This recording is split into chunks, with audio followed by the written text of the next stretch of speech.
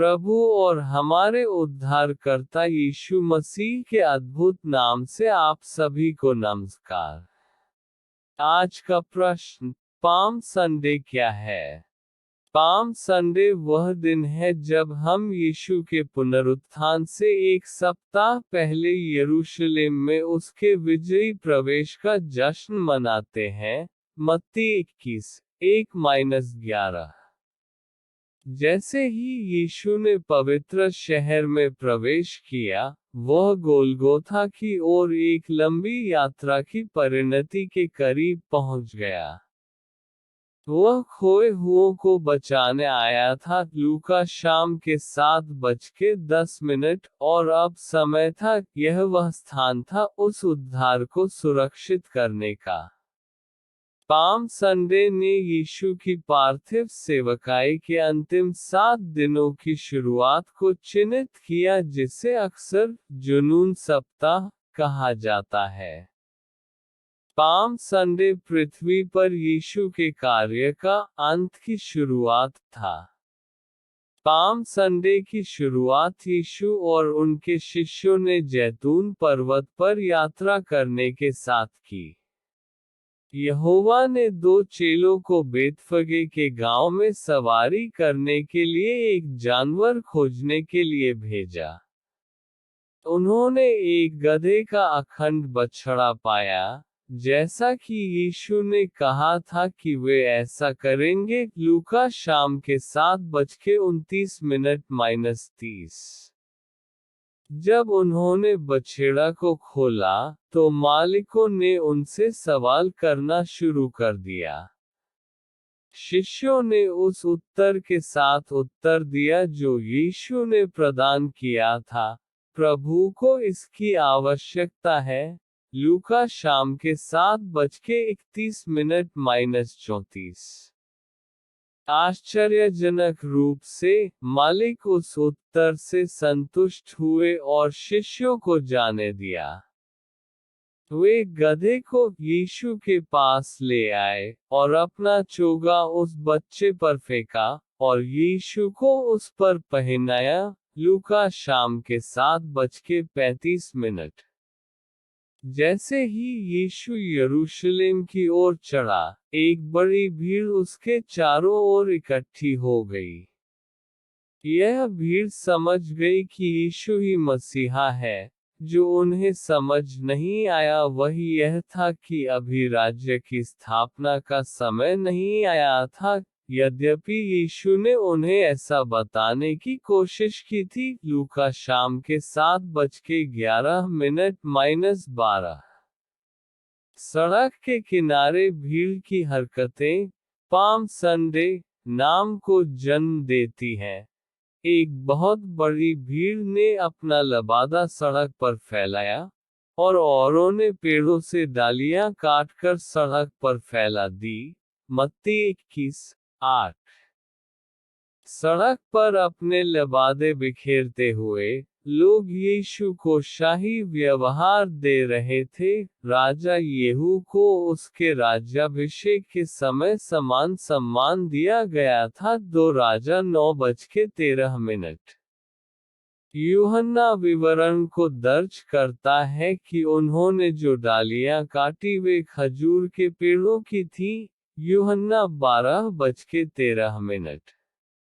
उस पहले पाम रविवार को, लोगों ने भी मौखिक रूप से यीशु को सम्मानित किया।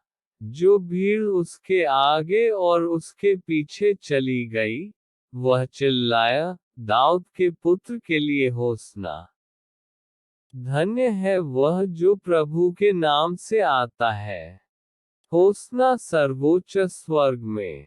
मत्ती 21:9। यीशु की स्तुति में यहूदी भीड़ भजन 118:25-26 को उद्धृत कर रही थी, जो मसीह की एक स्वीकृत भविष्यवाणी थी।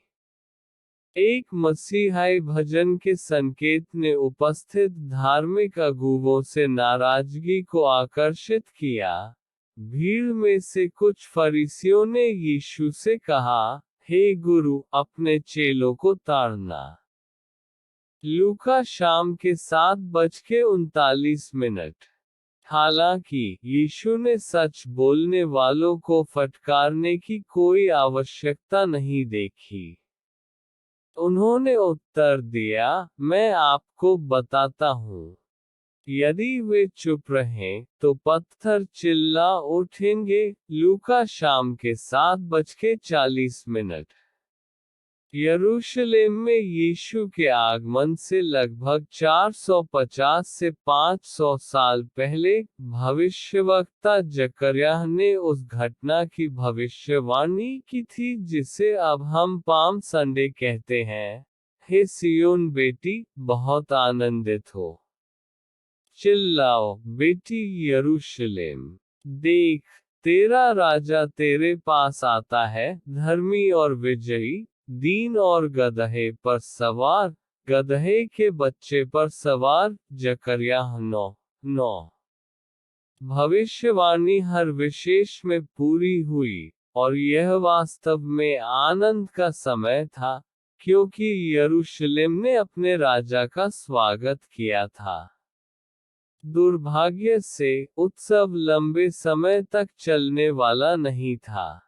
भीड़ एक ऐसे मसीहा की तलाश में थी जो उन्हें राजनीतिक रूप से छुड़ाए और उन्हें राष्ट्रीय स्तर पर मुक्त करे, लेकिन यीशु उन्हें आध्यात्मिक रूप से बचाने के लिए आए थे।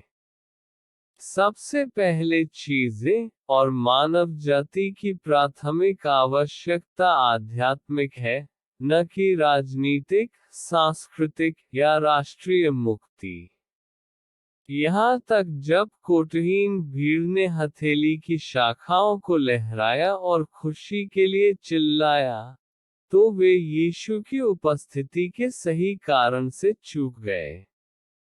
वे न तो क्रूस को देख सकते थे और न ही समझ सकते थे। इसलिए जब यीशु यरूशलेम के पास आया और उस नगर को देखा, तो उस पर रोया और कहा, यदि तुम, यहाँ तक तुम भी, इस दिन केवल यह जानते थे कि तुम्हें क्या शांति मिलेगी, लेकिन अब यह तुम्हारी आंखों से छिपा है। तुम पर वे दिन आएंगे जब तुम्हारे शत्रु एक पत्थर दूसरे पर न छोड़ेगा, क्योंकि तुमने परमेश्वर के अपने पास आने के समय को नहीं पहचाना। लूका शाम के 7:41। उद्धारकर्ता को देखना एक दुखद बात है, लेकिन उसे पहचानना नहीं है कि वह कौन है। भीड़ जो चिल्ला रही थी, होसन्ना। पाम संडे के दिन उसे क्रूस पर चढ़ाओ।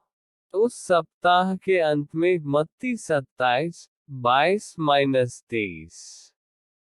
एक दिन आ रहा है जब हर एक घुटना झुकेगा और हर जीभ अंगीकार कर लेगी कि यीशु मसीह ही प्रभु है। फिलिप्पियों 2:10-11। तब पूजा वास्तविक होगी।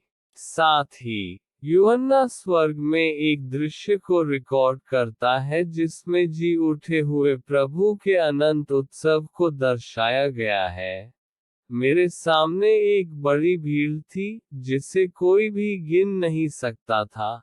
हर जाति, गोत्र, लोग और भाषा में से सिंहासन के सामने और मेमने के सामने खड़े थे। वे श्वेत वस्त्र पहने हुए थे, और हाथ में खजूर की डालियां पकड़े हुए थे। प्रकाशित वाक्य 7:9 जोर जोड़ा गया। ये हथेली वाले संत चिल्लाएंगे, उद्धार हमारे परमेश्वर का है, जो सिंहासन पर विराजमान है, और मेमने का है। वचन 10 और उनके आनंद का योग कौन माप सकता है।